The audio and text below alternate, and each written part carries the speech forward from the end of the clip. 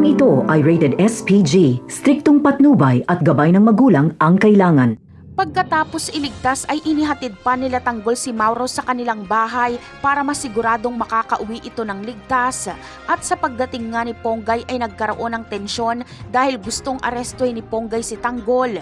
Pero noong malaman ni Ponggay na walang intensyon na masama sila Tanggol ay kumalma siya at pinakinggan ang paliwanag nila Tanggol.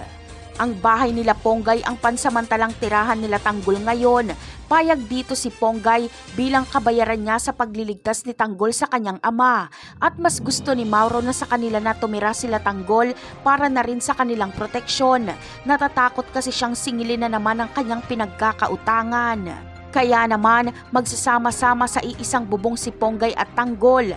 Dito na malalaman ni Ponggay na mabuting tao si Tanggol at nasa katwiran ang ipinaglalaban nito.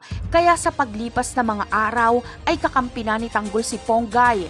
Magiging espiya ni Tanggol si Ponggay kaya malalaman nila kung ano ang galaw at plano ng kapulisan. Kaya mas lalong mahihirapan ang kapulisan na hanapin sila Tanggol. Samantala, malalaman ni Ponggay ang kalagayan ni Don Julio na pinahirapan ito ng kapulisan. Sasabihin ito ni Ponggay kay Tanggol. Kaya labis na mag-aalala si Tanggol at kukumbinsihin niyang si Ponggay na makipagtulungan na itakas si Don Julio at Marites. Papayag naman si Ponggay dahil hindi kakayanin ng kanyang konsensya na mamatay ang pamilya ni Tanggol sa loob. Kaya magpaplano sila ni Tanggol kung paano itatakas sila Marites. Napakarami pa nating dapat abangan sa mga susunod na episode. Paalam!